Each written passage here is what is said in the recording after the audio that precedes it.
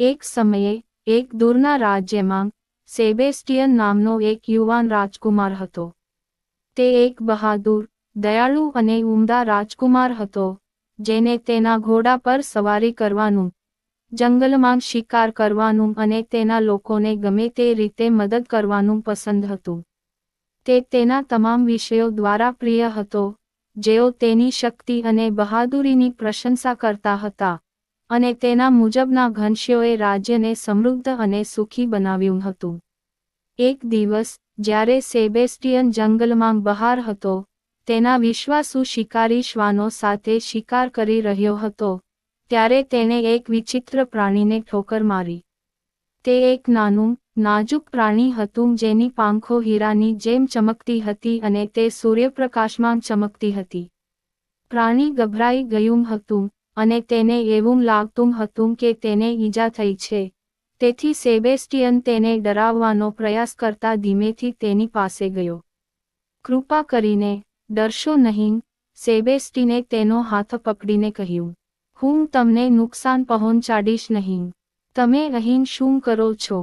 પ્રાણીએ તેની સામે મોટી, આંસુભરી આંખોથી જોયું, અને કહ્યું, હું એક પરી છું, અને હું મારો માર્ગ ભટકાઈ ગયો છું. હું પરીઓની રાણી પાસે તેની મદદ માંગવા માટે ઉડી રહ્યો હતો, પરંતુ હું જંગલમાં ખોવાઈ ગયો. મને ડર છે કે હું ક્યારેય પાછો મારો રસ્તો શોધી શકીશ નહીં. સેબેસ્ટિયનને નાના પ્રાણી માટે દિલગીર લાગ્યું અને તેણે તેને મદદ કરવાનું નક્કી કર્યું.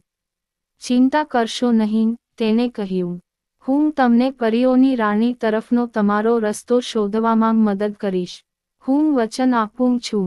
પરી કૃતજ્ઞતાપૂર્વક સ્મિત કરી, અને તેઓ એકસાથે જંગલમાંથી પસાર થયા, જેમાં સેબેસ્ટિયનનો માર્ગ હતો. તેઓ કલાકો સુધી ચાલ્યા, અને સૂર્ય અસ્ત થવા લાગ્યો. તેઓ થાકેલા અને ભૂખ્યા હતા, પણ તેઓએ હાર ન માની. અચાનક, તેઓએ દૂરથી એક ઝાંખો પ્રકાશ જોયો, અને જેમ જેમ તેઓ નજીક ગયા, તેઓ સમજી ગયા કે તે એક સુંદર કિલ્લામાંથી આવી રહ્યો છે. જુઓ, પરીએ ઈશારો કરતા કહ્યું, એ તો રાણીનો કિલ્લો છે. અમે અમારો રસ્તો શોધી લીધો છે. સેબેસ્ટિયન આશ્ચર્યચકિત થઈ ગયો. આટલો ભવ્ય કિલ્લો તેણે પહેલા ક્યારેય જોયો ન હતો. તે શ્રેષ્ઠ આરસથી બનેલું હતું અને કિંમતી રત્નો અને સોનાથી શણગારેલું હતું. કિલ્લો લીલાછમ બગીચાઓથી ઘેરાયેલો હતો, અને હવા ફૂલોની મીઠી સુગંધથી ભરેલી હતી. જેમ જેમ તેઓ કિલ્લાની નજીક પહોંચ્યા, પરી અચાનક ખૂબ જ ગભરાઈ ગઈ.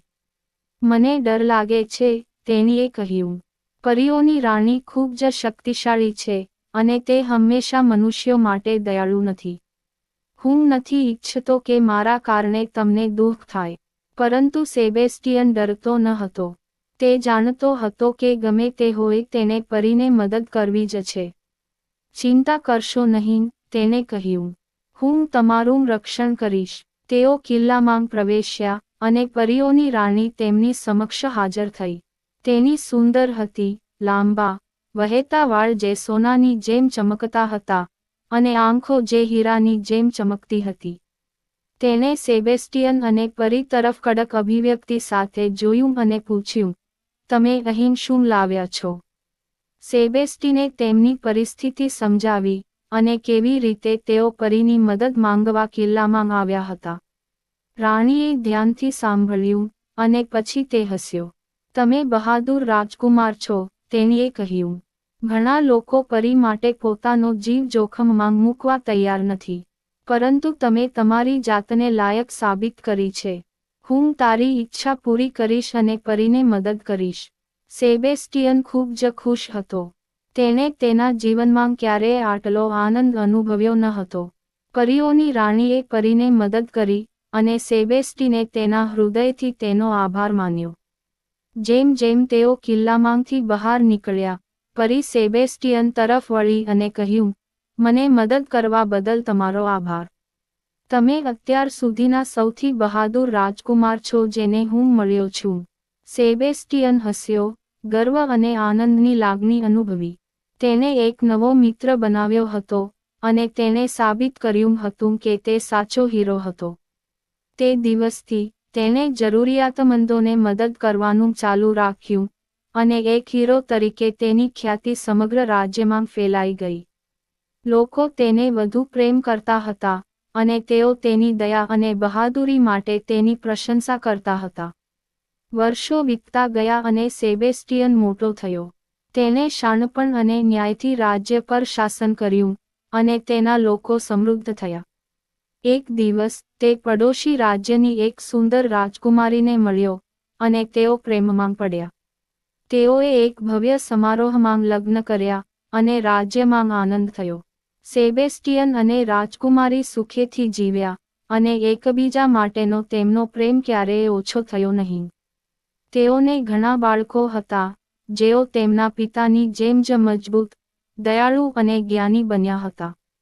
અને પરી જે સેબેસ્ટિયનને તે બધા વર્ષો પહેલા મદદ કરી હતી, તે પરીઓની રાણીની વિશ્વાસુ સલાહકાર બની હતી અને તે હંમેશા બહાદુર રાજકુમારને યાદ કરતી હતી જેણે તેને ઘરે પાછા ફરવામાં મદદ કરી હતી.